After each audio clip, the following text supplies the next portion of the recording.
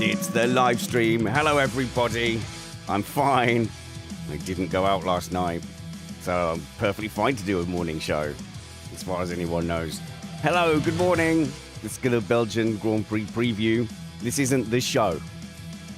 This is the pre-show where we chat and we talk and we check that everything's working. Like, I don't quite like the sound that's coming out my mic today. It sounds different to me, but it might be to do with the way I'm monitoring it.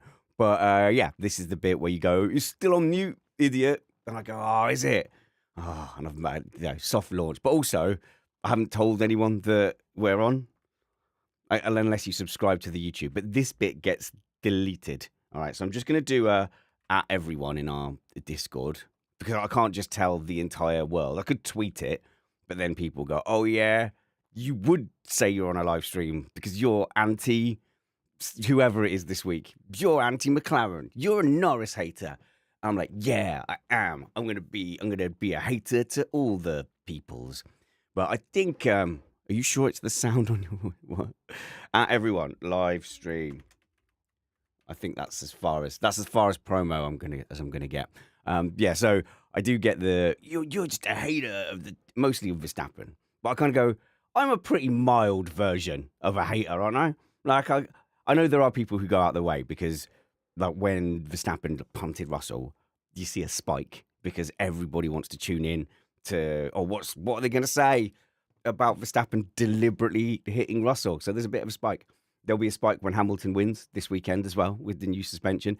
And so it's really, really easy to see why people go out of their way to be divisive like that and spend a lot of time going out their way to hate on one driver or another. And because it works, it would work. But I just don't have the energy to be that targeted. I just generally kind of go, I reckon he did it on purpose. You're a hater. I'm like, no, I don't have that energy. Trust me, I don't have the energy to be a hater. But I'm a very mild hater. So I do feel like people who get outraged by little old me, by Uncle Spanners in the shed, I do feel like maybe they're just a little delicate. Speaking of feeling a little delicate, I really need the big guns to help me. I don't normally do a morning stream. And I did happen to go out with Chris Stevens and Race Control, Richard Molden yesterday. So I'm glad I've got a heavyweight hitter in to help me this morning. And it's a normal time for you, Jonno.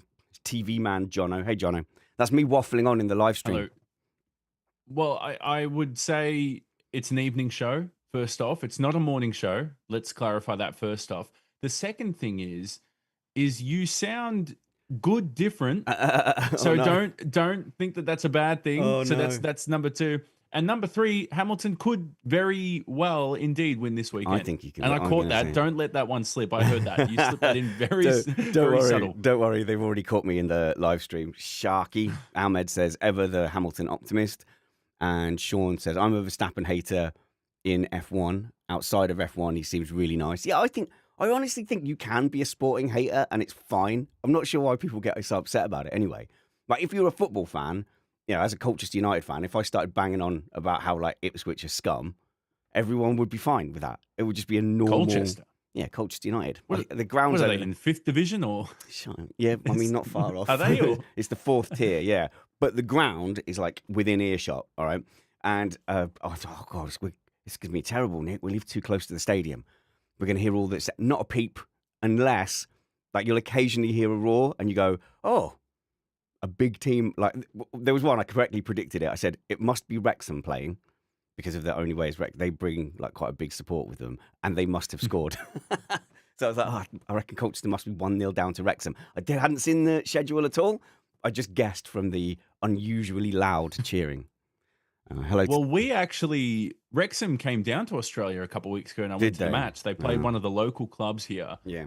And it was, I just thought I'd bring that in. It was a bit weird because I think our club, Melbourne, they played like guys that weren't even contracted. Wrexham are in pre-season, and it's like, in halftime when they all walk to the locker room or whatever they do, and they just discuss, this is, this strategy's not working, and that's, a little, I was going to say, I think I was going to say a word that I think is not offensive in Australia, but is in England, so I'm just not going to say that. But then they just kept training at halftime. Like, they didn't care about the result. They're full doing sprints after playing 45 minutes. I was actually very impressed by Wrexham, who weirdly have almost a bigger fan base here than some of the Australian Yeah, clubs. I think they're popular in America as well. So yeah, they've done really well with that Yeah. Netflix. You know, it's very similar to the whole Drive to Survive thing, isn't it? There's been that, you know, because and honestly, they sell more tickets here from home fans when Wrexham turn up because of the story around it. So there's people been following it. But yeah, so if I was to say,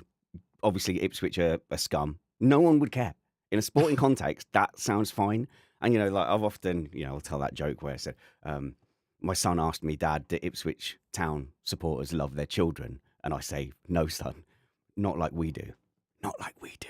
You know, I just completely dehumanize them because they happen to live 15 miles down the road. That's fine. But in Formula One, for some reason, we don't have that kind of same permissible tribalism. Like it's toxic and weird if you support one driver over another, or like I do, arbitrarily pick a driver in a teammate battle that I have no interest in particularly. Like I've got no real skin in the Piastri Norris fight. I've just talked myself into a corner where I now need Norris to win. To like because well, because I've like upset all the Piastri fans and stuff, and I'm now like, oh yeah, well I'm doubling down. We were talking about this the other day, and I was having a laugh because every time Norris does something well, I was like to you, do you ever breathe a sigh of relief that your take from 4.5 weeks ago is still valid because Lando Norris beat Oscar Piastri? Oh my goodness, no, yeah. The thing is, you should make a take as a podcaster, and mine was about the early signing of Piastri. It was like because they signed him really early pre-season, and I was just like, what is the result? Like, what is the one result where you go, no, that is the one where you should sign him? And to be fair, even Piastri fans really weren't bringing up like the killer moment, you know, where they know. And so I was wondering why McLaren, why be in a rush? Why not just see how he does this season? There seemed no issue with that. He's got a good agent. Well, we'll save that for the podcast because the I don't whole want to reason get yelled behind at that again. was technically they did have a go at Max Verstappen and didn't get him, so they didn't want Oscar Oh, that's Piastri. interesting. And Zach Brown has quotes that make no sense that we'll go through in the podcast. in a few Oh, minutes' okay, time. yeah, that'll be a good one. Oh, I'm glad we had this pre-chat then, because I wouldn't have gone down that route, and I had sort of forgotten that as well.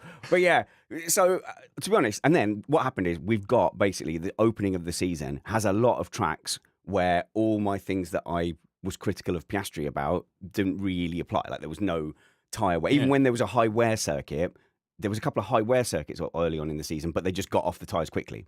So they were like making a 2-stop or a 3-stop happen. They never had to kind of string tyres out. But now I think we've come into the European season and I think we're starting to see it, and I might end up being right. And I still think Norris is going to wrap up the title by Mexico. But no, by the time we get to that bit, like no one's going to care.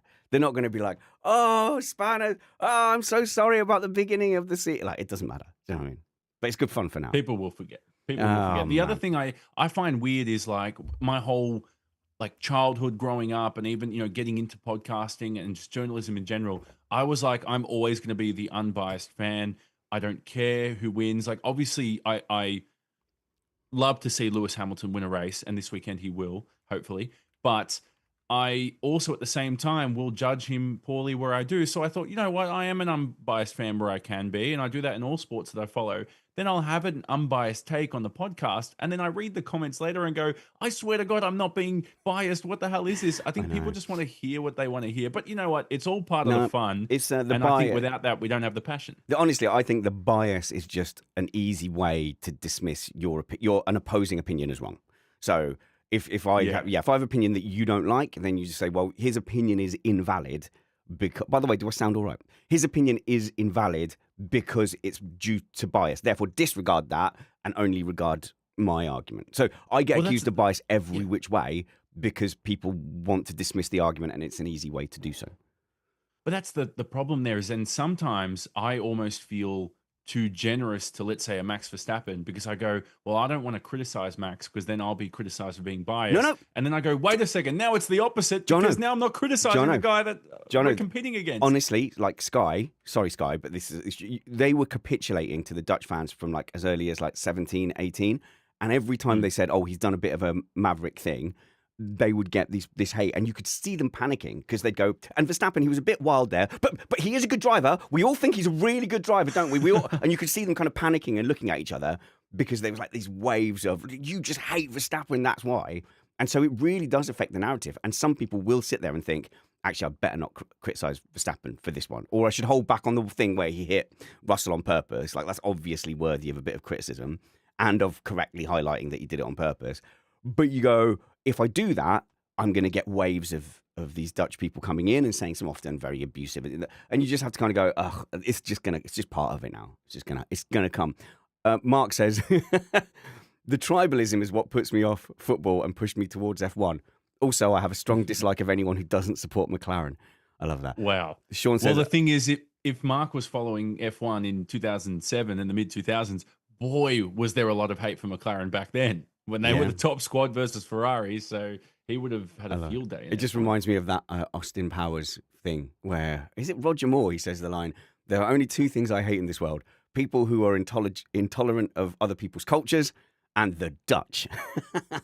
Yeah, but you're a bit young for that, actually, John. You probably didn't watch No, I have watched. Was it Austin Powers, he said? Or was it something else? It was Austin Powers. Yeah, it was Austin Powers, I think. Yeah, it was a gold member. Gold member was the protagonist, was the enemy. Gold member's my favorite Austin Powers of all of them. Smoking Except for Gold member, I hate Gold member. Smoking a sausage? Yeah. Let's see. Sean says, I think we should encourage more team hate and rivalry. Yeah, like even more toxic. Let's do it. Like I hate Red Bull because of all the Hamilton stuff, and I hate Alpine because they're French. Do you know what? I would say, you can't say that, except the French hate us so much, Jonno. Like, they hate the English so much. Yeah. And like, I don't get that. There was a chance of Britain and France being one country, so being the United Kingdom of Great Britain, Northern Ireland, and France after the war. So it was like a legitimate offer, like, let's just be one big country. It wouldn't have worked because they hate us so much. But also, I think all English people, secretly in their head, there is like we might invade France again. Like, are we never going to go to war with France again? Like, for real? Like, never. I think in our heads, it's always like, do you know how, like, if you quit smoking and then you have a cheeky one on a night out? I think that's like invading France. Like, we're done invading France. And then, like, guys, had a few too many last night. You'll never guess where I invaded. Oh, I'm so embarrassed. I can't believe I invaded France last night. That's my last one. So your clairvoyance, literally your foresight to begin this podcast. Well, it's not really the start of the podcast. The good news is all of this will be edited out. So there will be no war, which is what you predicted. You predicted a Hamilton win this weekend as well. I'll deny everything. How Spanners is so biased towards critical thinking and reviewing information that I can't believe a thing he says. I do really enjoy the school of critical thinking, by the way. I do practice that. I try and apply that to my logic. But obviously you can use that for evil as well. Like, if you know critical thinking and the bad arguments to avoid or to not fall for, you also know how to make them.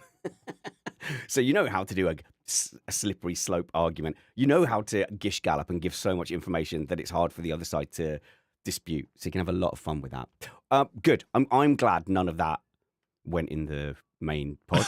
So in the actual podcast. I'm feeling a little delicate, so... Well, can you imagine you flick on the Missed Apex Belgian Grand Prix preview and straight away it's like, first off, there's a Grand Prix this weekend, but I think we need to go to war with France. All right, back to the race. Just real quick, like, should we just, like, oh, come on. We can have one invade France. No, that's not going to cause any harm, is it? Just one invade. Sorry, France. But you know they're thinking the same thing. You know they're eyeing up the jersey. Can you imagine if you said the Netherlands? Now, that would cause a storm. There's no beef with the Netherlands. Britain doesn't have any beef with the Netherlands, really. Or at least Germans. In Formula One they do, yes. No, really. Like, I wouldn't It's kind of dying down, I think, too. I'm just thinking about it now. The Lewis Hamilton, Max Verstappen rivalry, I don't know. It's like it's still there, but it's not really there. Yeah, they kind of respect each other. To Norris, hasn't it, as well? But among the fans, I mean, I still get all the same heat from Verstappen fans and saying that I'm a Hamilton nutcase or whatever, which might be true. Actually, thinking about it, fair play to them. They've got it right. They have got that one right. Yeah, the haters got this one right. The one thing I just mentioned before are you about to start the podcast? Yeah, I think so. Wrap up. Is I sometimes, now obviously being Australian, it'd be awesome to see Oscar Piastri win a world championship this year. But my word, some of the Aussies I hang out with and some of the stuff they say or post on social media about Piastri, I honestly roll my eyes, and I'm sure it might be the same in the UK when you watch Brits defend Lando Norris. Because I honestly, bias is there with everyone. It's a natural human trait. You're gonna follow who you love. I'm not sure how popular Lando is, like Ooh. compared to what Hamilton at his peak. You I have a don't think point. there's quite the same. There's a lot of Lando fans. No, the worst for like doggedly and annoyingly defending their driver point by point is Hamilton fans. Like they will get into it. They will. I think like they just want to genuinely win the debate and they won't let stuff go. And they will come at you with like waves of arguments. Whereas the Verstappen fans are just like, yeah, well, your mum is horrible or whatever. And you go, oh, okay, fair enough. So But you're yeah. saying a guy who likes to stream games and whose dad is top 300 richest in Britain doesn't resonate with people? That's shocking. Is he Come on, Spanners. top 300? Is he top 300? I thought he was. I think he's like he's not a billionaire, but I think he's like a hundreds of millions heir. Okay. I might have read something wrong there. I swear I thought he was in like the top 300. What richest or I read something. was that he's like worth like a few hundred million, and that's only ever what they declare. You know, these people, they shovel it away, don't they? There's always money in the banana stand, Jonno. Well, there is, and I could use $1,000 right now. Really? But God, yeah, I really could. The pay you get for this is about £1,000 short. So why don't we go into what was I going to say? There was something I was going to say before we get going. And oh yeah, look, Sharky, is it critical thinking or contrary thinking? Admins, throw him to the ground. Mods, throw him to the floor very roughly. Centurion. You're too young for all the film references I've made in this. No, it's a part. It's called skepticism. That's what the Americans call it with a K. Critical thinking and skepticism. Are they haters if they're correct? Yeah, they're still haters, but yeah. I doubt Verstappen is a billionaire. There aren't 300 billionaires in the UK, but I don't think the Norrises are billionaires. That's not what we said, is it? Yeah, you said top 300, but Wes has gone, oh, there's not 300 billionaires in the UK. Shut up, Wes. Hello, Wes. Hello, Ed, Sharky, Mark, Steve, Pat. Don't worry, we haven't started yet. Oh, I should have a little banner, shouldn't I? I should have the little Belgian Grand Prix flag. Should I do that? Yeah, let's do it, because then it's there. Like it looks like it's gone blank. Does it need a Union Jack on it? There it is. Look at you already. You're going to war with Belgium as well. That's the wrong country. No, I know. There. So that was last week. So I've changed it now. So now wherever I click around, not that. Oh, that's too many Jonnos. Okay. What did I do there? What did I click? That's the click when we used to have like 4 people on the panel. But that's the one with just the 2 of us. A whole bunch of Jonno opinions tonight. Look at that. If you want. Look, we look about the same age, I reckon. Look at us. Yeah, both look early 20s, I would say. Both pretty young. Both like mid-20s. Let's be real here. Oh, hello. It's me. Right. What do I do? I've forgotten how to start a show. Let's just go for it. Oh, man, I'm hanging, Jonno. Oh, you're going to have to do all the information heavy lifting. Tom says, isn't this Lando's second home race? There's 3 Belgian drivers actually in this race. I think that Belgium could claim. We'll do that as part of the preview. So let's go. Where's the spinny car thing?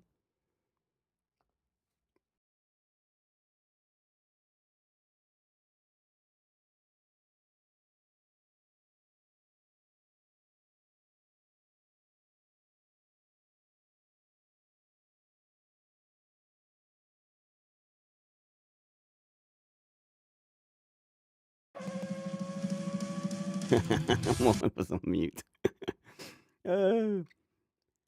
You are listening to Missed Apex Podcast. We live F1.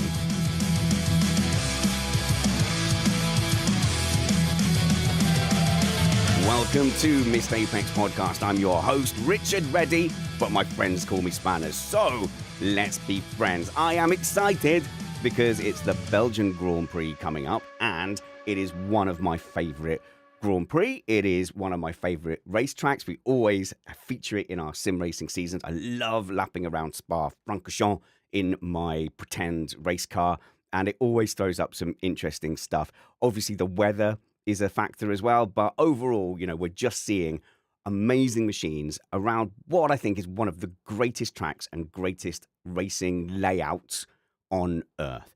Now, it's the morning, And if you can sense my voice is slightly different or croaky, it's because I don't normally do morning shows. The mornings are for admin and regret, especially today. Me, Chris Stevens, Paul Bar, the rest is history. So I've got a heavy hitter to help me out here, and we're doing it on Australian time for once. Why not? Because Jonno often does shows in the middle of the night to be on Missed Apex, but we are joined by broadcaster and sports personality Jonathan Simon. Hello, Jonno. Thanks for selling me very, very well there, Spanish. You should be my agent. Yeah, but you you've really been should. on TV, and that's what I want. So it's because you're slim and fit. And me and Chris said a couple of years ago, we said, if we get skinny, they'll put us on TV. You know, you're on TV, he's on TV. Well, I'm still not on TV. Oh, now that's pretty hard. Go hit the gym. Go hit the gym more, and they'll put me on TV. We'll get you a gym membership. Thanks, but man. You look fine. I don't know what they're also. They're just haters. We're talking pre-podcast. There's a lot of haters. They're just haters. Thanks, man. It's the beard is very contouring for my face. It's a cheat code. But yeah, Belgian Grand Prix coming up. We've also got a lot of news items to talk about. But I think I want to start with Spa, because it is definitely one of those red letter days for me. I am devastated that it's on rotation.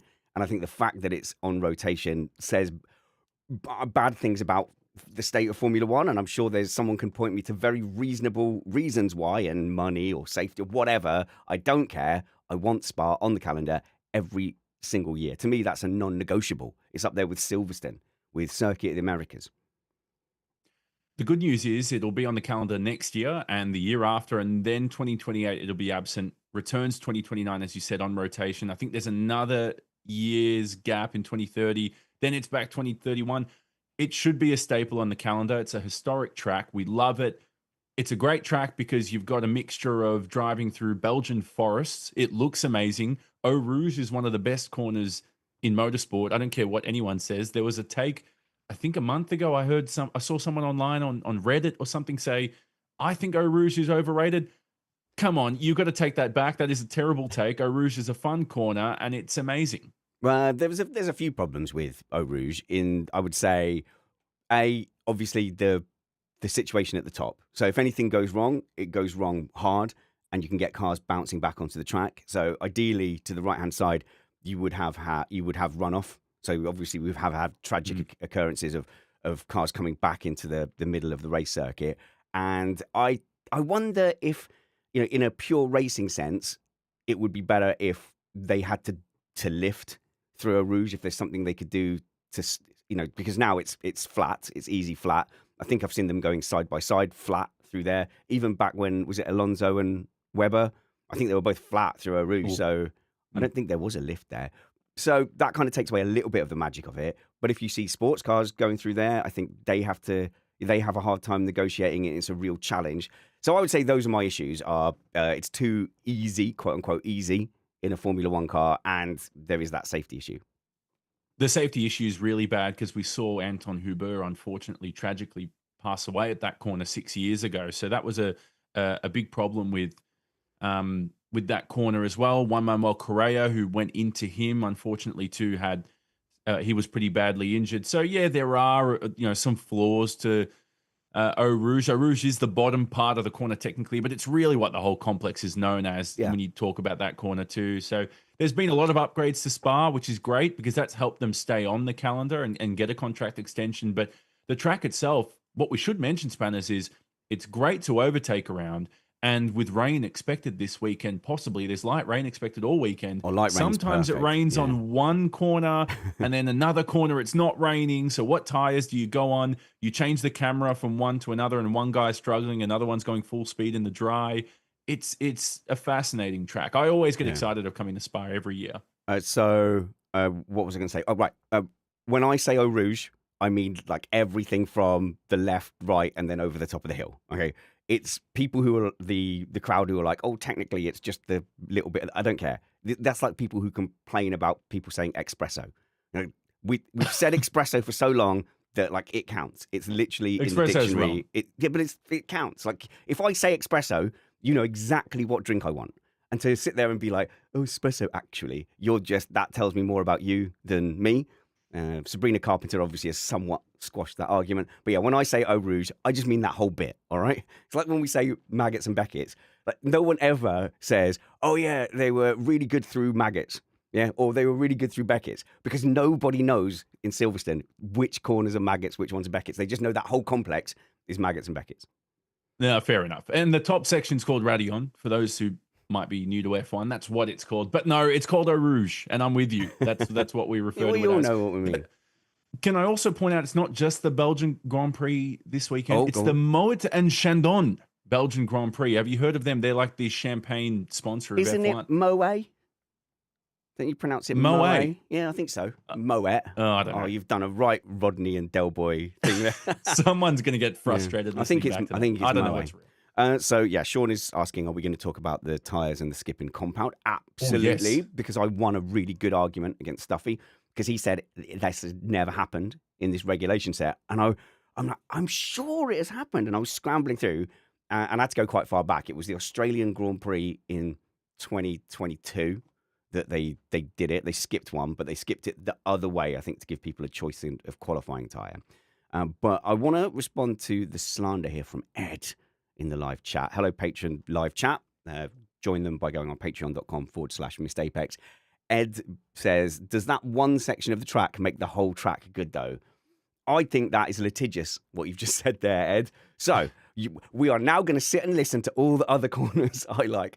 Yeah, I think there's some really, really fantastic complexes through there. So once you get through Eau Rouge and you go down the Kemmel Straight, you've got Le Combe. And I think like Le Combe always provides good racing. We saw Hamilton and Alonso come together there.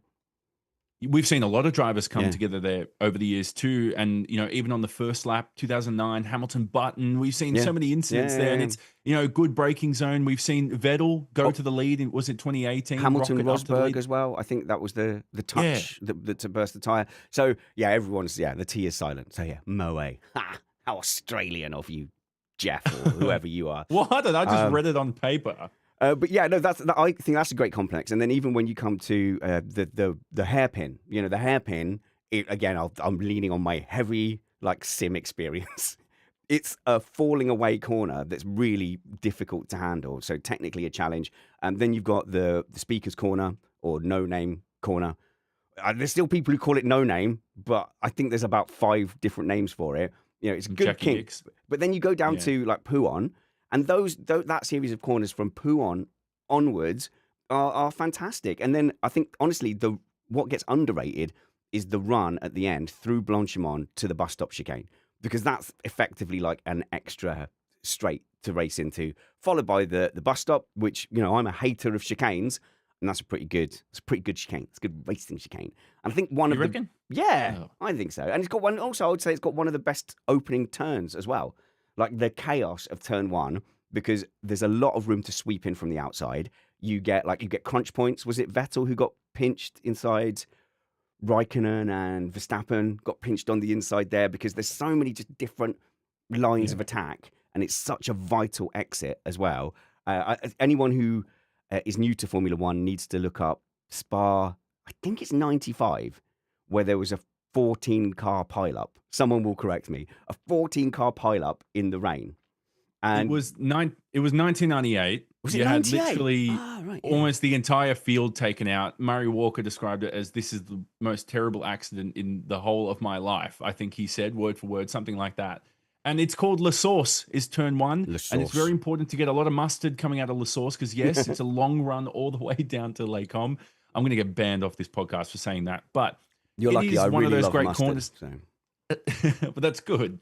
But then it's what you talked about, that dip through the apex, right? Is it creates like a situation where there's almost multiple lines through the corner through La Source, especially from off the line, especially off the line, Yeah, and the elevation change, the camber changes. It's a weird track in a good way, and there's so much personality to it, which is why the fans love it. But not only that, because there are circuits out there with personality. With this circuit in particular, you've got weather that always adds to the element, and of course, you can overtake. It's got a bit of everything, which is great. Unfortunately, they said, how do we complete this circuit? It's such a good track. What do we do at the end? Oh, let's chuck in this horrible chicane that we've remodeled about 15 different times over the last 60 years, and we got what we got now, and it seems to be the best solution so far. It's as chicanes go. I'm not a fan of them, but as chicanes go, I don't mind that end one. If you're going to look at that 1998 clip, try and find a full version of it so you can see the aftermath. It was back in the days with a spare car. So with a T car. So each team had a whole spare car ready to go. Usually that would be set up for the lead driver, but you could see drivers sprinting back, hoping that it would be them, hoping that they could go out, they could run back and get a spare car. And so Hayden points out, yeah, it was 7 cars out in T1 in 1998, but I think the incident involved 14 cars. So not knowing how many regridded, but yeah. So yeah, that's definitely one worth looking up. And I have lost my chain of thought for the rest of what I was going to say about Spa because I was caught in a bubble of defending it. My hackles got put. Oh, it was about the rain. So yeah, there is an issue with rain where there's a lot of rain. So sometimes we don't get to see good racing. Of course, we had, was it 2021? We had the whole race raced off, and then they very cynically had 2 racing laps under safety car. So those laps counted, then they pulled in, then they cancelled the race. Now, if you're a cynic, you would say, well, that meant that they technically didn't have to refund anyone in the stadium, and that was the only financially viable way to do it. But then they awarded half points for those 2 laps, where obviously no one got a chance to race. But yeah, a little bit of rain throughout the weekend would be perfect. I haven't actually looked at a forecast yet. And when you look at the forecast, it changes every few hours. Every time I've looked, the rain is sometimes coming on Saturday, then it's not. Now it's back again. It looks like we'll have light rain hitting around race start time in the early afternoon, which is perfect. Great. Yeah. That would be amazing. Now, it is a sprint weekend. We're going to remind everyone, so there's only going to be 1 practice session straight into sprint qualifying. Then you've got the sprint race qualifying and then the race as well. But in terms of the rain, I remember there was 2010 on the first lap. Everyone's on dry tires, and all of a sudden you're like, oh, the person in P1 just missed the chicane. Oh, like 10 cars missed the final chicane on the first lap in 2010, and then you're like, oh wait, it's raining. So it's moments like that just shock people around a circuit like this. It's so hard to predict the rain around here as well. 2008 was a frantic ending too. I love going back to the tire spanners. This is a really good talking point. It's what some of the listeners are on about as well. The step in compound, the first time all year, the first time in a while we've had this. Pirelli's bringing the C1, the C3, and the C4. So C1's your hardest compound available of the 6 that they can bring. So that'll be the hard. Now, that'll be the hard. That'll be the hard, correct. Then the medium's the C3 and C4. So they're not bringing the C2 here. Now, I think that's very good because Pirelli now 2 races in a row have been really aggressive. I know in Silverstone they didn't do this compound step, but they were pretty aggressive with tire selection there. And again, they're doing it here at Spa, and then that will sort of encourage people to stop. Because if you're thinking about 1 stopping, you go, wait, it's no longer the C2. I've got to go in an even slower C1 that's going to last a lot longer. But in comparison to somebody who might be on the C3, that's like being on hard versus soft now. So Pirelli believe that this will encourage a 2-stop. You seem to disagree, though. No, it's not. I'm just trying to get my head around it. So basically, if they'd have just gone C1, C2, C3, do you know if that's what they did last year? Last year was, I think, C1, C2, C3. I deleted it off my notes. Oh, go look it up quickly. But like, if then you want a 1-stop with that, you can go for you go hard and then medium. But wasn't it last year where Russell won but was then disqualified because he was the only one that then said, "Oh, let's go for a 1-stop," and then didn't because he wore down his second set of tires and didn't go and get a fresh set of tires. Then he had less rubber on his wheels and therefore was underweight. So everyone had been planning their strategy among not wearing their tires down that much. But he was able to hang on to them, but then he's underweight, and so it's a no-brainer disqualification. I have found that weird. Now, I don't know how true that report is. By the way, last year it says it was C2, C3, C4. Okay, that makes sense. So actually, this is more conservative then. They've made the hard tire harder. Surely that's more likely to then make it a 1-stop, you're saying. Well, no, the reason is because now if you're going to 2-stop, Pirelli want you to medium and then go into a soft and then back on a medium or something like that. So it's trying to discourage a penalty to then go onto the hard tire. You're too slow would be the thing. And so I think it's interesting. The whole point, and again, this is like when we did the Silverstone preview with Matt, and we were discussing this for 10 minutes, and it might be a waste of time because it might rain during the race.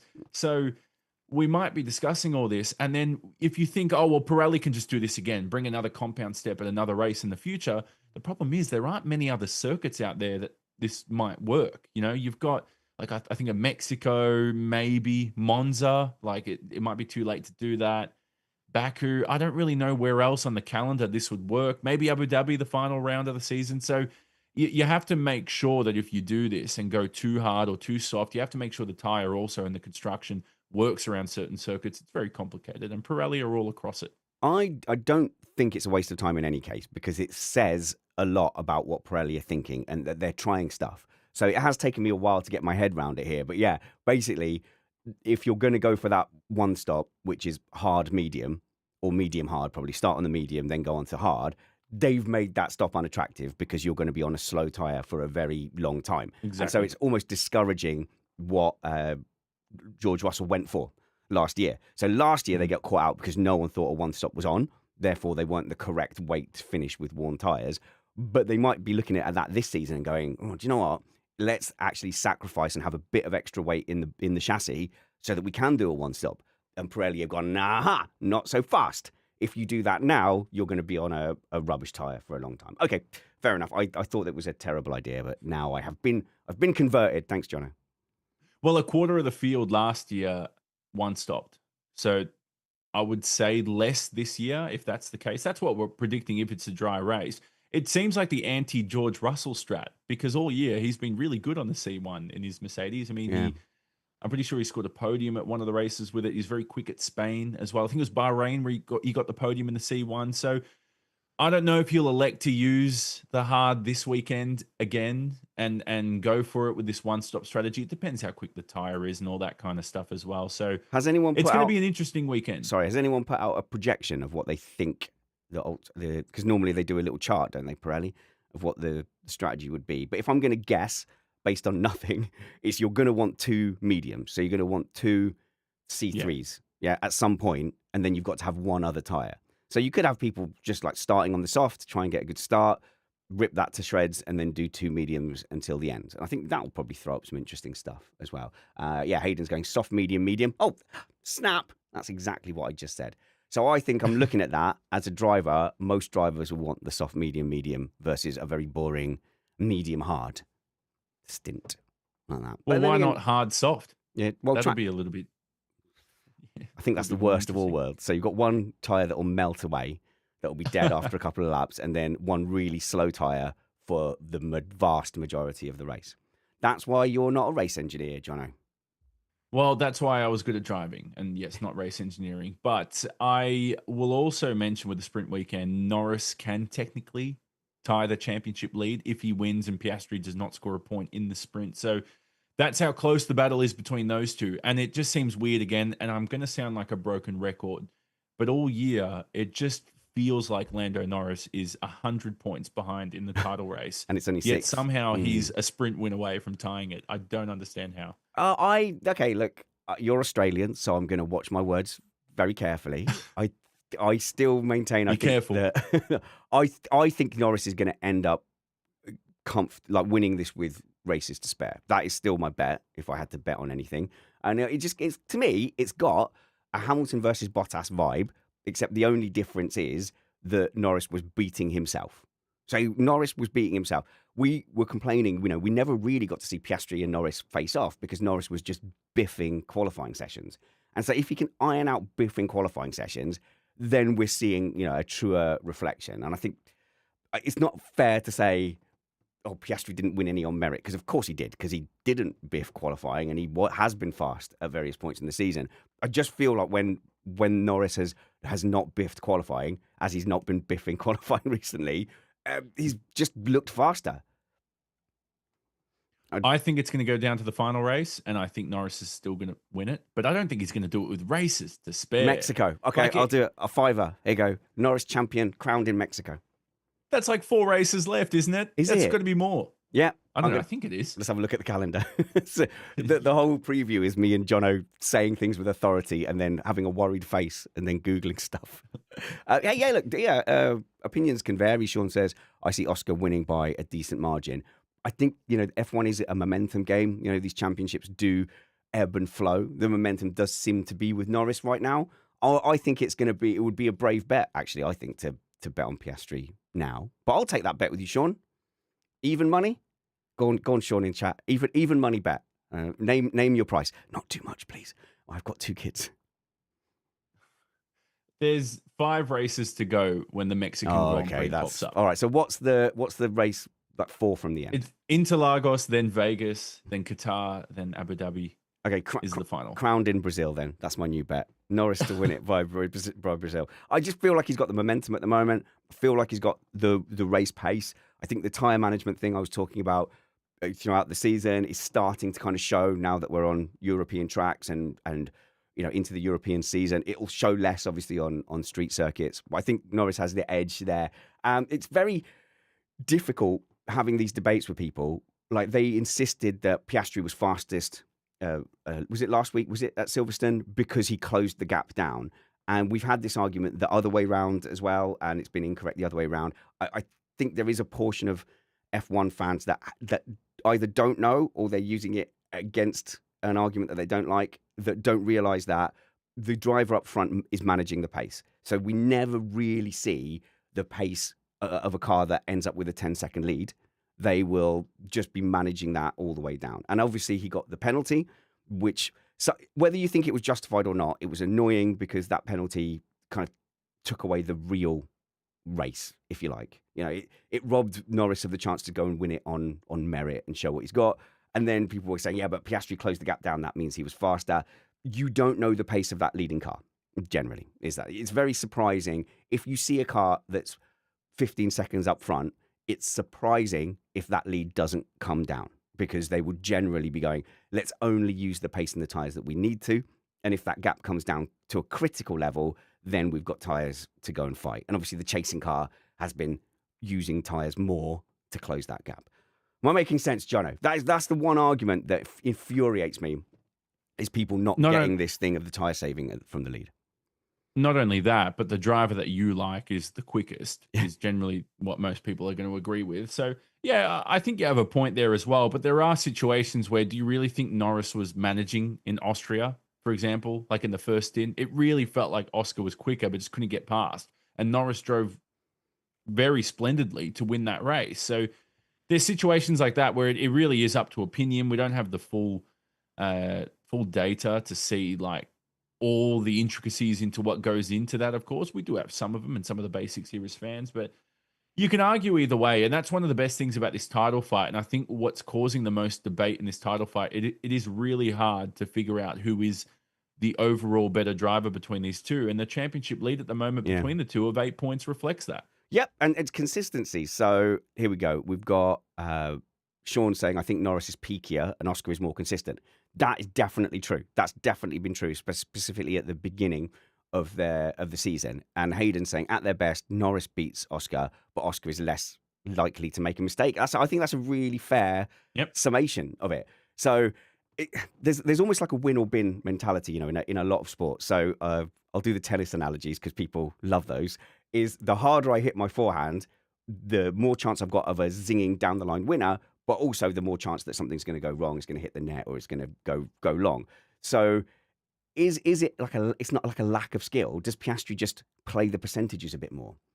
Does he have it in his capability to go full win or bin in qualifying? And I know from sim racing, a lot of our guys would rather crash out of 4 races and win 1 than finish top 5. Do you know what I mean? Whereas the guy in the top 5 is higher in the championship, but the dopamine hit of the win, when it comes, erases all of the bad feelings of crashing out.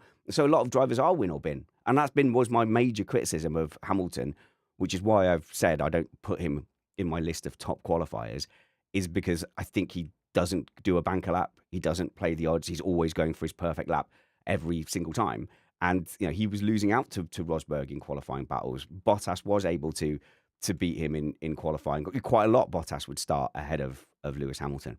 So I'm wondering, what is the mentality? I don't think it is that Piastri is incapable of going for that last few percent. I think he's just smart, and that's how he likes to go racing.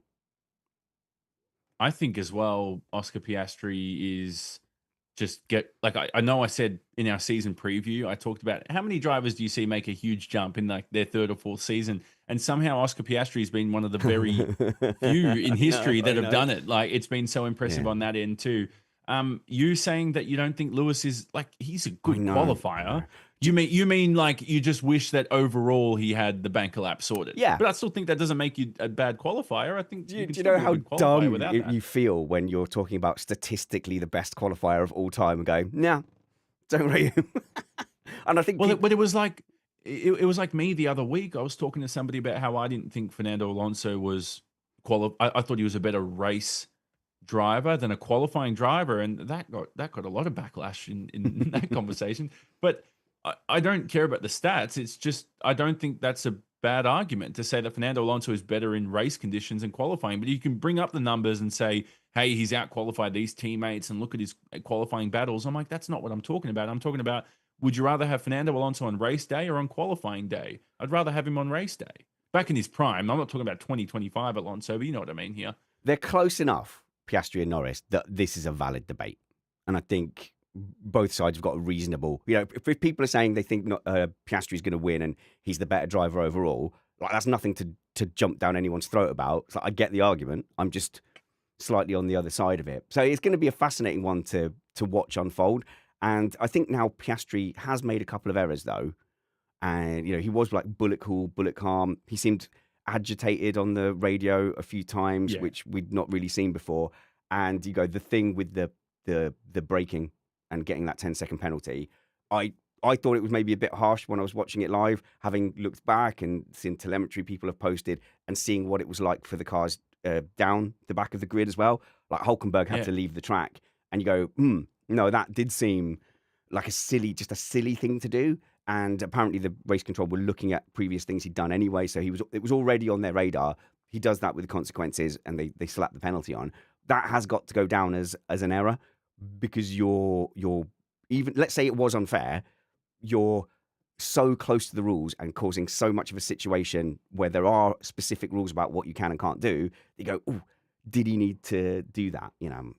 So I wonder if an official protest did go in from McLaren. I think I doubt it. Looking at it, it looks more reasonable, the penalty, the more I look at it. Put it that way. But yeah, so if Piastri loses that edge of not making mistakes and being cool, that's the biggest weapon he had probably against Norris from the start of the season. I didn't mean to make it a whole thing. I don't know. We were doing why did we drag ourselves down this alley? I think it was the chat. No, let's go into. Well, the other thing is there's a Verstappen to Mercedes update. Do you want to talk about that? Go on then. Because go on then. I think the big thing, and this is going to be a topic. Well, it might not be a topic for much longer, and this is why we're talking about it right now. Is that Toto Wolff's somewhere on record said, I don't know where, but a few publications have published these quotes saying that he thinks George and Kimi Antonelli, locking them in is an absolute first priority for Mercedes. So that quote there has trumped people a little bit, because then Toto's followed that up and by saying you can't look past someone like Max and the plans he has for the future. And Mercedes did that. But Toto says, I don't think there will be any big surprises, which means the big surprises is Verstappen signing with Mercedes, which is what everybody's been anticipating over the last month. Well, firstly, it wouldn't be a surprise if they signed Verstappen, because it's been heavily rumoured. So it would be the least surprising thing. Yeah, he's the no big surprises, to me, was the most thing that he said that makes me think they're sticking with their current driver lineup. But all the other stuff about our priority is Kimi and George, to me, none of that was reassuring. That was just all press talk. That's what you say in those situations. Well, that's the plan. If you had to put me on the spot, plan A is to not sack any of my drivers, because the alternate thing he could have said is, hey, what's the speculation with Max? Oh, yeah, if Max comes over, we're ditching one of them. I've got my coin ready to flip in case. He can't say that. Well, that was like Zach Brown, who I read the other day, said, I couldn't be happier with Oscar Piastri and Lando Norris. Oh, except for when you tried to sign Max Verstappen preseason and somehow that leaked out. And then you had to settle with Oscar Piastri, who could win the world championship right now. So these quotes are all political, like you said. It's what they say in press speak just to get away with a no headline comment. In this situation, Toto's ironically created a headline because all the speculation is about him trying to sign Max Verstappen. Now, for a bit of background, they were both on a yacht together in the Italian island of Sardinia. Wait, Have I pronounced that wrong as well? no. Sardinia, is there an Italian? I just think you might have fallen for a fake picture. I think no. Well, that's the thing. That's the speculation, is that they were all, apparently the speculation is fake or real, that Max Verstappen had landed on an island. Oh, Toto and Max's yachts are next to each other. And then he flies out 5 hours later. Whether that's true or not, I don't know. But Toto Wolff basically poked fun at that and basically said it was BS. Yeah, I think he specifically said that's a fake photo. And he was like, well, that's new. We haven't had to deal with stuff like that before. So I think that might be a fake. But yeah, he said, oh, we just happened to be on holiday together. Yeah, he didn't say we're sticking with our current driver lineup. Yeah, there was too many caveats. Ideally, yeah, well, it would be great, wouldn't it? Wouldn't it be great to have Kimi and George around? I love them both. They're great, and they make really good cups of tea. That is different to saying, like, the Russell contract is in the works. The ink's just drying on it, and you'll see it in just a moment. That is a very, very different statement. But what does this mean for the Max contract? Does it mean the board didn't want to approve the money? Does it mean Max Verstappen couldn't find a way to escape his Red Bull deal? There's a lot that this could mean. For example, if they were very close to securing a signature, we don't know. It's all speculation. What then happens next? So do Mercedes go, well, we're still interested in him, but let's try again next year? Because the quote from Toto Wolff, George and Kimi are first priority or absolute priority. It's quoted different in like multiple publications. I don't know what the exact quote is. Yeah, but Jonno, that could just mean of making sure they're looked after. Like, yeah, they're a first priority. So if Max does come, we'll make sure we get Kimi a seat. He meant it in a way where that lineup we have is the first priority, is what he meant. And so, but he doesn't say it's what we want. He doesn't say that. He just says that's first priority. That's who we have now, and that's who we're going to re-sign. But let's be honest, anyone and any team on the grid would want Max Verstappen at this stage. At this stage. But how do you do it? That's key. At this stage, right. So what, you don't think they want him in 2 years? I think, why would you give up a championship winning driver? So I know it happened to Damon Hill. Everyone's going to point to like Damon Hill back in the 90s. But if you go and win the championship with George Russell, why would you volunteer then to take on Max Verstappen for more money? Like, you've got no need. You've already got a world champion there, someone who they've been bringing up for years and years. Really patient. He had to bide his time at Williams. Brought him through, did competitively well in the points table against Lewis Hamilton. Lewis Hamilton goes off. They then nail the regulation set. He wins the world championship, and then they replace that driver that they brought all the way through. And the thing is, you're going to pay the highest salary on the grid for Verstappen by far. And Russell, I think, is on a mere 20 million or something a year. So I think that the Verstappen effect now, if you bring him in, you're delighted. And you've got the best driver on the grid into the new regulations. Fantastic. I think, though, that Max can't look around, wait till the end of 2026 and go, oh, yeah, no, the McLaren's really good. I'll just waltz in and take Piastri's seat now. I'll just waltz in and take Russell's seat because they're the champions. I think Max has to gamble and pick a horse the same way that everybody else has got to. I know what you're saying, but Fernando Alonso did that over the course of his career. Yes, he did it while alienating every single workplace he previously worked at and then moved teams. And it didn't work out for the best for him because sometimes he just never found the quickest car. You know, he was in the Ferrari when the Red Bull was the quickest and so on and so on. But for Max, what does this mean for the contract? And this goes back to what I'm saying. If it means the board didn't want to approve the money, that could mean exit fees coming out of Red Bull. It could mean Max wanted a Lewis-esque kind of Ferrari deal where they're funding his off-track projects. He runs a racing car team now. He wants to see a sim racing driver go from sim world to the real world and be a success story. He wants to fund stuff like that. So Max wants his vested business interests to be funded too, and maybe Mercedes weren't willing to pay that after their fake yacht discussion in an Italian city of Sardinia. Okay, so should we guess? If I want to guess, it's that all parties were willing, but whatever clause he was using to get out of his contract can't be activated. He's not low enough down in the table or whatever. And then you're right, and then that brings in a transfer fee, doesn't it? So that's like football. You'll probably let your one-to-way player go, but if he's still got 5 years left on the contract, he's going to have a much bigger premium, like a signing fee, and maybe that is the sticking point. But I think the team that you enter those new regs in, I think that's your team for a couple of years. Exactly. And that's the thing is if you're Max, you're going to have massive regret about moving to Mercedes next year. And then, oh, look, Red Bull's the quickest car again. So that's another factor you've got to consider too is I think it's better to play it safe. You said gamble. I just think stay in Red Bull 1 year, see it out. It's most likely looking at what we're seeing in the foresight and they're changing team principles. You won't have Christian Horner there for the first time in team history. It's a massive gamble just staying. So it's an interesting sort of next 12 months for Max Verstappen here to see what happens. And we're going to be talking about this all for the rest of this season and going into next season if it's not sorted. And it's going to be an ongoing topic for a year now. Just going back to George Russell now. Yep. The rumor is now, I don't know how strong this rumor is and from the people that are talking to us, but apparently Russell wants a 3-year deal. Again, not such a strong source, but that's what we've heard, that George Russell wants a 3-year deal. He wants a massive pay rise to go with it. But Mercedes only want to offer 1, which I don't know. That doesn't seem true to me when I think about it, but that would be a slap in the face. If your own team that you're having a great year at Mercedes only want to offer you a 1-year deal as if you're Valtteri Bottas, the number 2 driver to Lewis Hamilton in that era, I think George Russell should get a 3-year deal. And the best part about this is if Mercedes and George somehow finds out that they're not going to get Max Verstappen, George can then demand even more money and hold out even more because you now know their hands are tied and he's got negotiating power. And this is the best part for George Russell right now is if Max Verstappen doesn't sign, it plays a lot into his favor for getting a long year deal and trapping Mercedes into not bringing Verstappen on board the next 3 years or dumping Antonelli.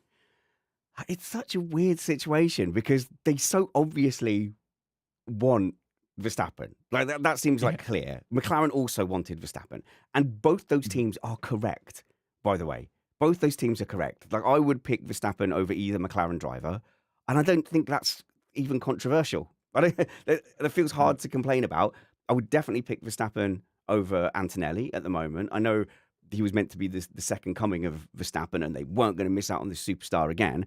But looking at the results, like it doesn't look mega. I'm not seeing what's the big spark performance where you kind of go, oh man, he's got it. You know, there was that pole position, the sprint pole in Miami, and then he tumbled down the grid. So, you know, ultimately that wasn't impressive, but he's been really losing out to Russell, broadly speaking, over the course of the season. And there was the relief of the podium, which again, I didn't want to be a party pooper at the time, but if that was a championship fight with your teammate, if that was Rosberg, Hamilton, you're not celebrating that because you're 2 places behind your teammate who dominated the race. But that is being a party pooper because it's his first podium. Hooray, that was great. But actually, that was a little bit of a calm in the storm. The rest of it hasn't been good form. And you go, yep, he's a rookie. He needs time to get used to it. Love that. I'm all on board with that. I'm super supportive. And we're getting to that kind of 6 months that we always talk about. But Hadjar's doing pretty well.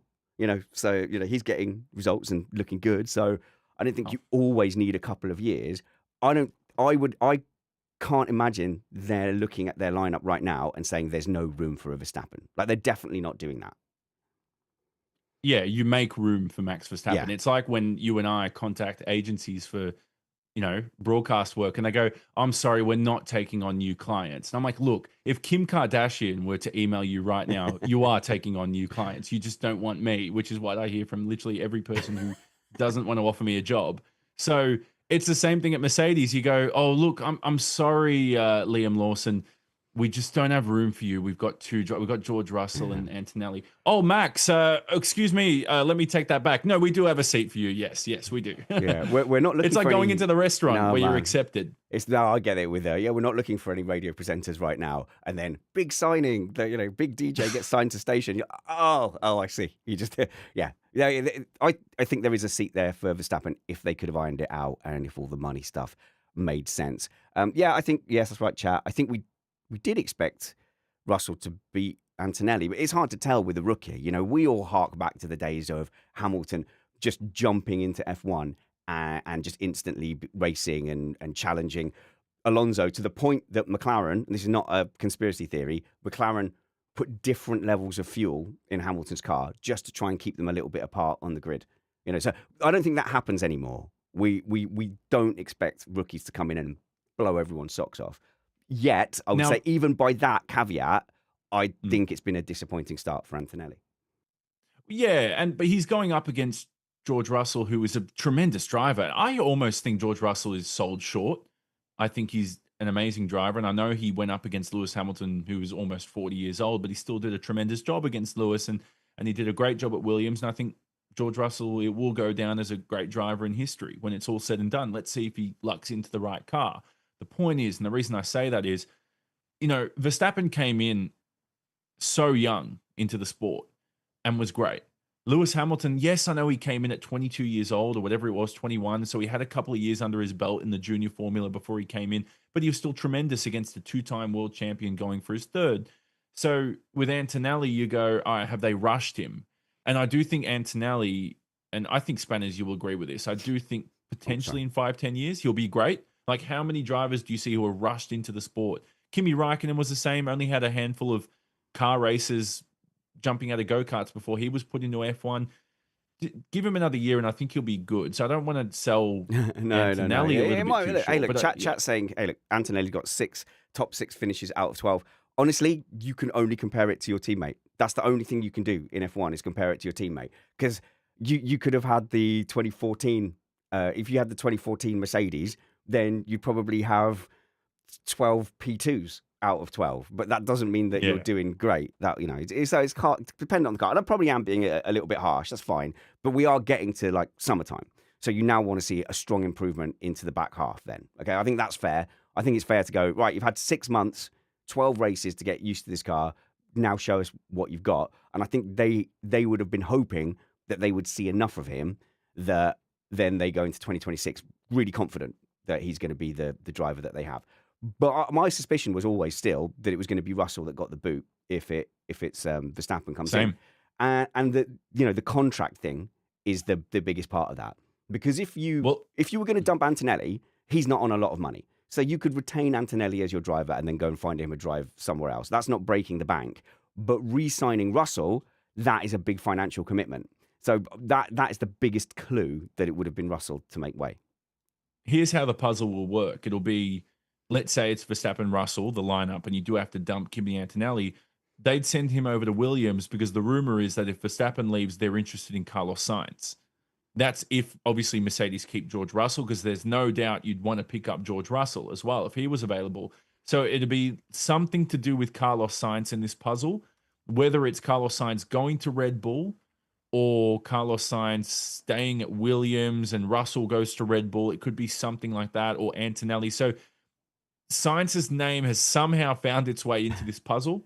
Yeah, I don't know how. We should talk about Sainz for sure. We will. Like right now. The only thing in a minute. Right now, you want to go about his tell-all podcast? You want to talk about rival podcast? Are we allowed to call them that? It's not a rival podcast. It's fine. That's a Goliath podcast. But just to finish the Antonelli one, I think the chat's getting bogged down by saying, "Oh, Russell's had 10 top 6 finishes versus 6." The qualifying is Russell has outqualified Antonelli in 11 of 12, so 11-1 in Grand Prix, right? And in the race, and in the races, Antonelli is yet to finish ahead of George Russell. Is that right? I thought he had at least one race. At least I got to double check that, but it does sound at least along that line. They both DNF'd in Monaco, didn't they? I think they both DNF'd in Monaco, but it is 12-0. Like that's donuts. Do you know what I mean? He's got a big fat donut there in his head-to-head against Russell, and that needs to change. He needs to get the odd win against Russell. I don't need him to win a Grand Prix. Just outperform Russell a couple of times, or even once. You're correct. Yeah, I just had a look at it. Yeah, SkySports.com is correct. I've just looked it up on there. So Sky Sports there. Well, the bad news about all this and the whole driver switch and everything is, did you see Yuki Tsunoda lost his phone in Lake Como and hasn't found it? It's been like 4 or 5 days. So if he has a contract offer waiting in his inbox, he won't even know about it. And there's a chance that he might not even be on the grid next year or the year after. Well, it's fascinating. You look, Tsunoda will have been one of the big ones looking across to Verstappen. So if they got rid of Verstappen, if Verstappen signed another contract, you'd think, well, you probably keep Tsunoda in for stability. And then, right, who are you going to bring in as your number one driver? Because Tsunoda's not got the results again to be going, oh, you're going to be promoted to our number one and we'll bring Hadjar in alongside you. So But Hadjar and Tsunoda would seem like the logical, just next step thing for a transitional team with Lauren Mekis in there. And remember, Mekis, I'm sure he's great, but he was the team principal to hand. No, he's the one they had lying around, and I'm sure he's not a caretaker manager or CEO. I'm sure it's more than that. But they didn't go to the market. They just had Mekis there. And it's going to be the same kind of situation with the drivers. Well, Hadjar might not naturally have been promoted year one, but he's there. Tsunoda wasn't even our first choice for this season, and we're not getting the results, but he's a known factor. So you end up with this very transitional team, and if Horner ends up going to, say, Alpine, and then suddenly he brings all his loyalist engineers and designers over with him, then you end up in this, a real transitional rebuilding team. It's a very strange situation, but Carlos Sainz has put himself in that conversation. I think he has, and the reason is there was a rumor that Max Verstappen denied or vetoed having Carlos Sainz as a teammate when they were discussing that second Red Bull seat. This is after Carlos Sainz was obviously caught off guard by Ferrari when they didn't re-sign him and they opted for Lewis Hamilton instead. So we'll go into that all in a little bit, but Carlos said, basically, if that's the reason, I don't understand it. I don't understand why Max would veto me, because he said Max and I get along really well and I don't get it. But also, Carlos, it doesn't matter whether you get along well. It's a matter of whether or not Max wants you as a teammate and thinks you're a threat, which I don't understand either, because in their rookie year, Max Verstappen outscored him like 40 points to 17 or something like that. I don't remember off the top of my head. I'm sure somebody's going to comment and Google it and say I'm wrong with 20 minutes of research, which I don't have at the moment. So no, hang on. Verstappen was beating Sainz, and at the time, rookie season 2015. If I go on vibes, I'm trying to think. Did it seem like a dunk? I remember Sainz felt aggrieved that he didn't get the nod and he didn't get promoted. But Verstappen was getting the better results, was about 40 points ahead. And then the season he got promoted, I think Verstappen had finished ahead of Sainz every single race leading up to Kvyat getting the Red Bull promotion. Yeah, so it was also a no-brainer at that point between the two. But I'm talking more about the veto.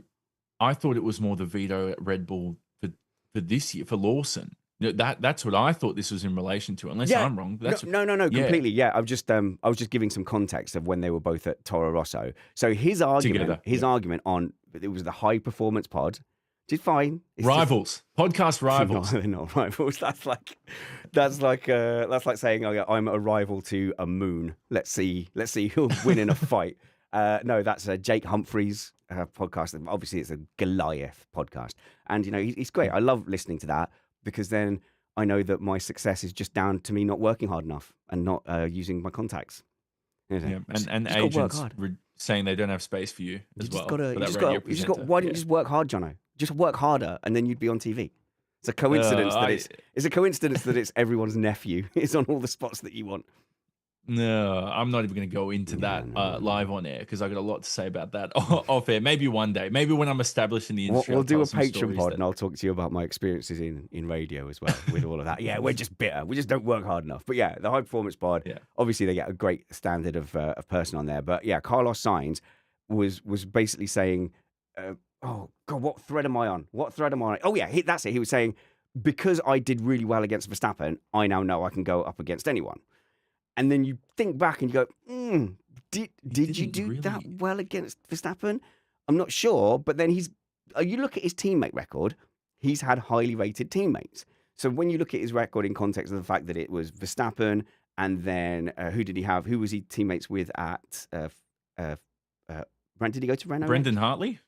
Was it Brendan Hartley? Renault you're talking about, sorry. Yeah. Was it? It wasn't Daniel Ricciardo, was it? It was 2019. No, Hulkenberg was versus Ricciardo. Hulkenberg, yeah. But Leclerc, Norris, and I think this is like his reputation is high. People have a really good opinion of him, to the point that had he got that second Red Bull seat and he was getting results like Tsunoda and Lawson were getting, there would have been no argument. Every with his reputation, everyone would have gone, right, yeah, no, of course it is definitely the car. Whereas now I still feel like we're having to argue against people. And I don't come across well, because I'm a Perez and Tsunoda fan. So obviously I'm going to say that it was the second seat that's the issue. But yeah, with Sainz there, I don't think that would have been a drama. But he has looked second best to Leclerc, I think, at his time at Ferrari. And then he looked the better driver to Norris, though, a lot of times. So you go, it is really hard to sort of pick out where he is in the ladder. He's good. I would give him 5-star being your all-time greats, your Senners and Schumachers and Hamiltons and all that, and 4.5-star being your Rosbergs who are still able to get over the line and win a championship. I think Sainz, I'd give him 4 stars. Is that fair? Like 4.5 and 5s win world championships. Okay. 4's luck into a good car to win a world championship, and they're still very good drivers. And I think Sainz hasn't had a world championship car, and even if he does, Leclerc probably would have beaten him at Ferrari. Who knows? We never know. I think so. I think I'm really confident in saying Leclerc would have beaten him at Ferrari. But also, as Ed's pointed out, Alex Albon has something to say about that. So if we are going to apply the logic against Antonelli to other drivers who are new to a team, then obviously it's fair to look at Hamilton, who is not doing well in the head-to-head battles against Leclerc. So I accept that. And also Albon versus Sainz. If I had to say to you, guess the qualifying head-to-head and the Grand Prix head-to-head, what would you guess? Between Albon and Sainz? Albon and Sainz, yeah. I would say it is, what's been 12 races so far? Has it been this year? 13. I would say 9-3 in Albon's favour. Yeah, 8-3. 8-3. Yeah. Did I get that wrong? 11? Oh, there must have been some DNFs. Yeah, okay. There was a DNF. Austria, they both DNF'd at Austria. Yeah. So that's about what I expected. Yeah. And you know what? It's you're a new driver at a new team, getting used to a new car. And Albon's not been a bad driver over his career. Just had that really awful stint when he went to the second Red Bull, which we didn't realize till this year that, wait, every driver's pretty much struggled with that car and that second Red Bull seat in being teammates with Max Verstappen. I do want to mention where Carlos Sainz was a little naive and he opened up about his Ferrari contract extension. He said he was talking about it in like October 2023. This is like a few months before they announced Hamilton was going to sign with the team. And he said, well, Ferrari kept postponing it. And he thought, oh, well, they're probably just busy with other stuff. And obviously he had his little naive moment. Oh my God. So I was thinking Dad's going to get back from the store any minute. He just popped out for some cigarettes. Well, I sometimes... I'm not saying I've stressed about every contract extension I've ever had in my life, and I'm going through one at the moment, and I'm like, is it going to be renewed? Like, I'm pretty sure it will be, but I don't know. And so you kind of need to always be kept on your feet. And Carlos Sainz, I think, was a little bit too casual with this and said he was shocked when they signed Lewis Hamilton, didn't expect it. So the fascinating part about this, he said that James Vowles had approached him before Ferrari had even dropped him, before James Vowles even knew that this would happen. So that's an important part. And I do rate James Vowles really well as a team boss. Is overall, he's much better than I thought he would be. I thought he was going to be too much of a technical nerd and not one of those, good leaders where a driver would relate to. He seems like he's all around just really, really good, whether it comes to the press, running of the team, all that stuff. James Vowles planted the seed early, which is what you're supposed to do. The same way Ferrari planted the seed with Lewis Hamilton for a couple of years before they signed him. I don't think it's out of the questions that James Vowles would have somehow found out that Hamilton was chatting to Ferrari and then made that approach to Carlos Sainz, guessing that he would be the one to go. Also, I just want to say, James Vowles, obviously, congratulations. I know he's a listener. Congratulations on the birth of your new baby. And his photos that he posted, he was in almost like a 3-piece tux. Or, he was like in proper business formal wear. I was like, he looks really good in the hospital. That's a great baby photo. I will post in the Discord a picture I found of me holding my newborn son for the first time 15 years ago. And I've got a gash on my head. I don't know how I was cut. I look drained. I'm tired. I'm barely wearing anything. So he does seem like he's better at being a dad than me as well, straight away. He's beaten me there. It wasn't one of your wild nights out with Chris Stevens at a pool bar? I don't want to talk about it, Jonno. Don't remind me. I've got through. We've nearly got to an hour and I've survived and I'm alive. You made it this far. Maybe there's something to this morning podcast thing. I don't know if you want to keep talking about the Sainz podcast. The other takeaways from it when I was listening was, he kind of said, look, I chose to be professional in my final year of Ferrari and I didn't want to be, he had the urge to be political, disruptive and be like, well, you guys didn't choose me, stuff you guys. I still think he was that at times. He just did it with he was so subtle about it that you didn't even notice it. And he did it with such professionalism. It was almost passive aggressive without being passive aggressive. Does that make any sense? I felt there were moments on track where I thought, well, Carlos Sainz doesn't need to listen to the team here and do all this kind of stuff. And I thought he still handled it the best way possible while still respecting. He had self-respect for The himself. only for them thing not I picking him noticed up. was that he really fought Hamilton hard for every pass. So even if there was no chance, you're a pit stop behind and you've got no tires. I did notice, maybe this is me imagining it, but my feeling was he got about a car width wider whenever Hamilton was behind him. That's the only thing I noticed. But he's a grown up. That once that decision is made, you're only harming yourself if he's not Alonsoing it out of the door. Well, exactly, which is what we talked about. Poor Fernando Alonso. We've really gone hard on him this podcast. Well, apart from him saying he's a good race car driver. The other thing, last thing I picked up from Carlos Sainz, he talked about Williams saying you can make a mistake and own it there. And do you remember a few years ago how there used to be this blame culture at Williams and, Claire Williams and Paddy Lowe? And everyone was blamed for there it? was a viral Yeah. tweet that my friend Tony took a screenshot of it, and he tweeted this thing of Claire Williams and a text. The camera was over her shoulder, and the text in the middle of like a competitive session was focusing on a mechanic wearing shorts and not trousers, and it was like a blisteringly hot Oh, yeah, day I remember that. as well. And you kind of go, oh, that does kind of. I know that it's a nothing burger, really, but it does kind of give away what the atmosphere was like a little bit. But A hint. exactly, and we're not there internally every day to see it. But when you see stuff like that, you go, even just one instance of that is like, who cares? Who cares? Like, if I was running a business, I do not care if you're wearing shorts or pants. Wear whatever's comfortable and win. Or we'll talk do about it whatever you later. need to do to It's win. like a footnote in the debrief, isn't it? You go, oh, by the way, guys, we did set out trousers for this weekend, and we weren't all the same. We hadn't declared shirt sleeves order, so therefore you should, definitely not like a during qualifying kind of session. So he's saying now that at Williams there is that kind of productive culture where you can make a mistake and own it, and that is a big Mercedes thing as well. So that's probably something James Vowles has taken over. I love that. I like that type of management style. I try to have it at home as a dad, but oh my God, when it's like the 20th time, Oggy, like you should be able to do this by now. But in general, No. I like that kind of, you should be able to not be scared. You'd like have to create a lie because you're scared, or hide the vase, put the vase in the bin and hope mum never notices.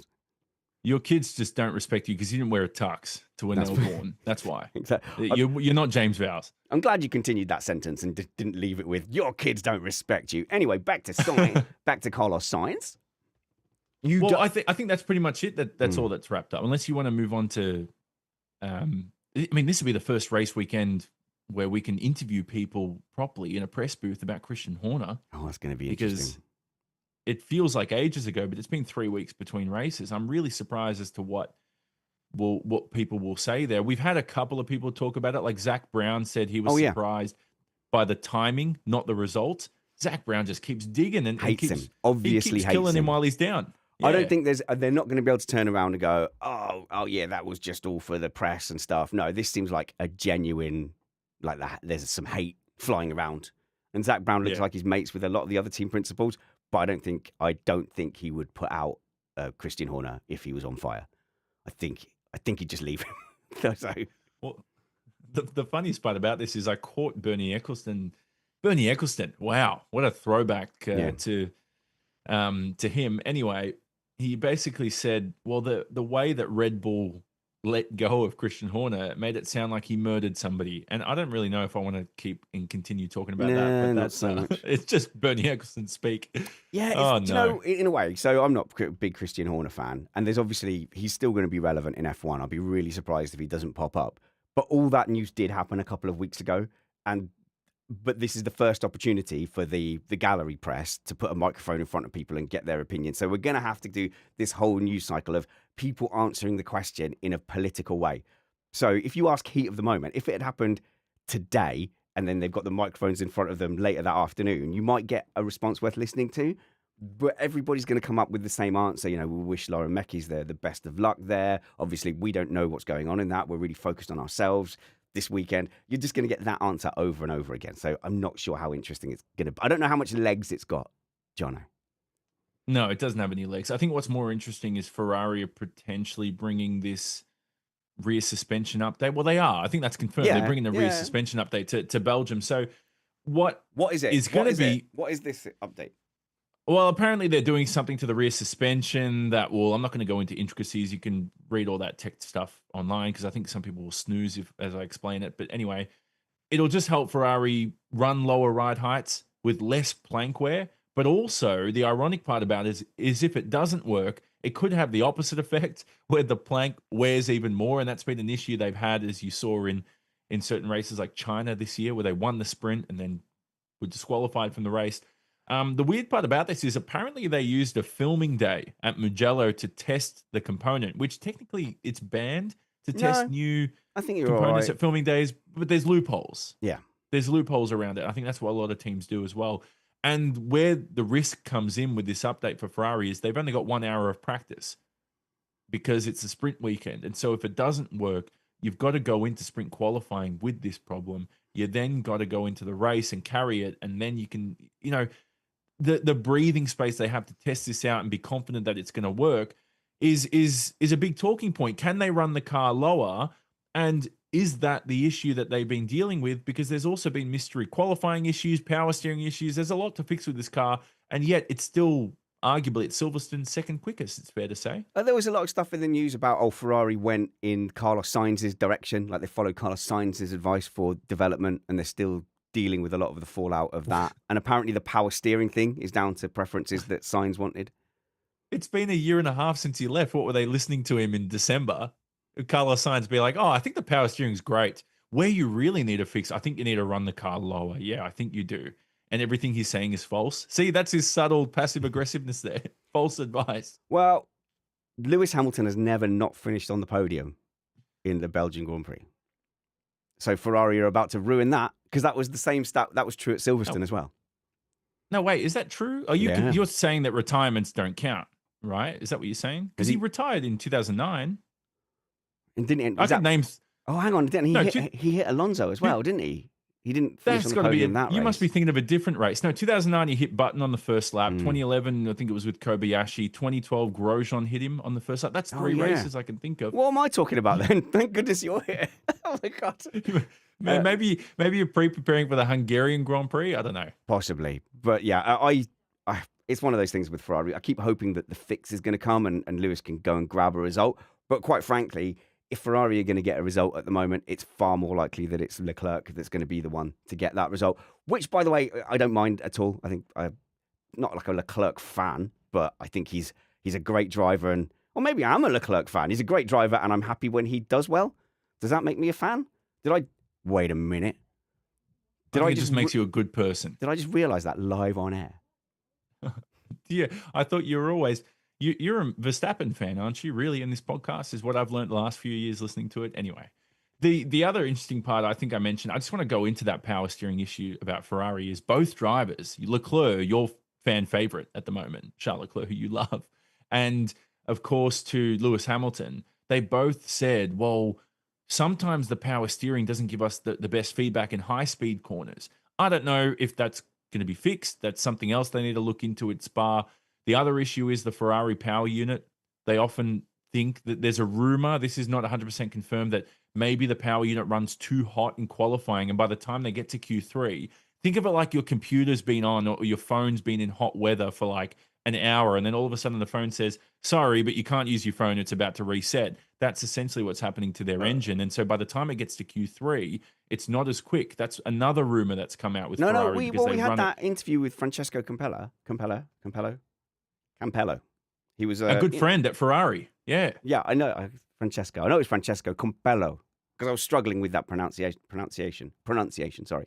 And he was talking about how you can make the differences between a quali setup and a race setup. And that was the first thing he went to. He wasn't even talking about downforce levels and between the tires. So like there's some really interesting stuff about the Red Bull wing has been seen, and they've got a really low downforce wing. So obviously that might mean you're sliding more in qualifying. Yeah, you might fire the tires up and get an ultimate quicker lap time, but that might hurt you in the race.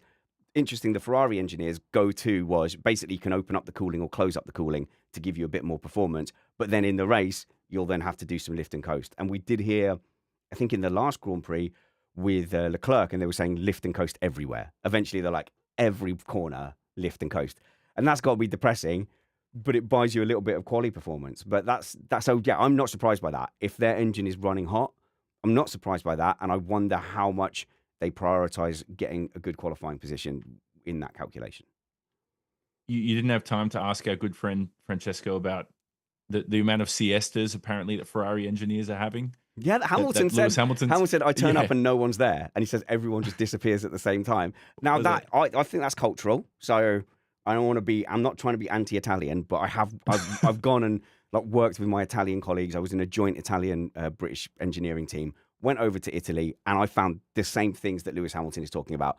I found that as well, and it's a priority. And so in our team, if we were in the middle of something, if we were like at a breakthrough, and lunch came around, we would just go, come on, no, let's crack this out. But like, it's a non-negotiable in the Rome office. It was like, no, boom, gone. Yeah. Same for coffee time as well. Straight, go for coffee now, that second. That's like, I have an Italian friend in Australia, and I went to his house, and his mum was telling off his younger brother, who was in high school, for not having a siesta, like not going to sleep. And I'm like, what if he doesn't want to sleep? Like, I just don't. How about less siestas and more winning, Ferrari? Maybe that's on the cards. I am a huge fan of siesta. Like when we were living in Spain briefly, like we really embraced siesta life. But then we would get up at 6, work into the day, and then as it got to the hot part of the day, you know, go and have yourself a nice snooze. And I will say, this was in south of Spain. I did see like nearly every like 1 or 2 o'clock, you could find people going to the off license, grabbing some beers, and I reckon they were just cracking a few tins, have their siesta, then finish the rest of the day. But yeah, siestas are for winners, man. I might have a siesta after this. I'm going.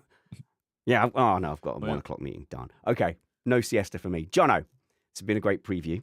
Thank you very much. Mm-hmm. We struggle to get you on because of the Australian timings. You are in the wrong place for the industry you want to be in. Like you just need to move to here or America, but. Since we can't follow you around the streets, we do want to follow you on social media. Where are you? I'm at Johnny S8, JONNYESS8. Now, I did try to move Spanish to the UK, but the UK sent me a letter and said, sorry, we don't have space for you, but Kim Kardashian, we do. Yeah, that's exactly what they said. Yeah, we're not looking Even for the UK's rejecting We're not looking for any Australians right now. Australian, yeah. Unless Mark Webber. Yeah, we like him, yeah. Your social media handles aren't good. This is I don't think people will remember where Chris had 4 underscores in his Twitter handle at one point. I think yours is worse. Johnny ESS8. Well, like I said, everybody's taken every combination of my name out there, so I don't know what to do. And it's worse because I'm trying to build a profile in the industry to get work. The other thing is, I had to Google. Now, I don't Google myself. This is going to sound really douchey, but I don't. But I had to Google my name to find something I'd done 3 years ago. So I was trying to find this video. And then for some reason, I found some article of a guy who had gone to court with a betting agency with my name. And I was like, was it me? I'm trying to think back on it. Like, I don't remember doing this, but it turned out to be someone else, and he's suing for $150,000. So that's the problem you have with a common name. I'm not being funny. I'm not being funny. Just change your name. Yeah. Just change your name. You're in media. Just change your name, move to UK. I can't live your life for you, but what I can do is I can put a link in the show notes so no one has to remember your terrible handles. Just go to the show notes in your podcast app or on YouTube and click on it. And then Johnny, I've never called you Johnny before. I don't know why I did that. Johnny will be there. And also you can see the links to our Patreon where you can get an ad-free feed. Me and Jonno are going to do a show whinging about the media industry on a Patreon-only podcast, apparently. Oh, that's going to be good. Patreon.com/MrApex as well. We've got a great Discord community, so come and join us there through Patreon. It'll automatically link.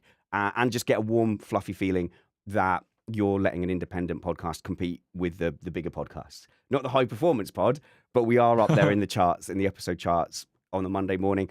We can do that because of you guys. And actually, we get a rotation. People drop in, people come out. So join the Patreon for a little while, and you are genuinely part of that rotation.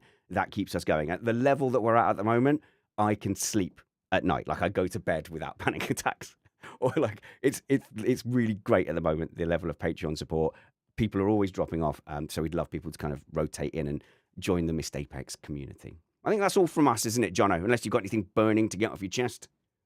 No. If there's a Yuki Tsunoda update on finding his phone, we'll keep you all posted on we'll do an emergency pod if that situation evolves. Okay.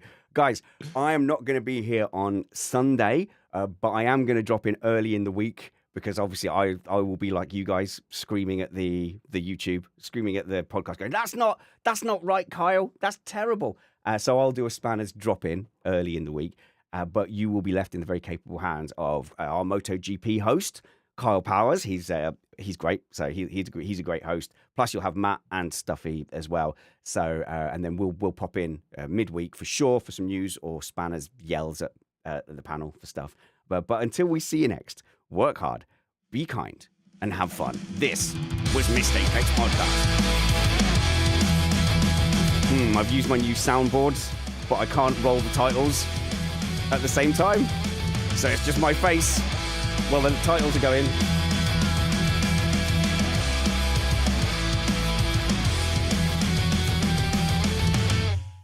Yep. That's all I could do.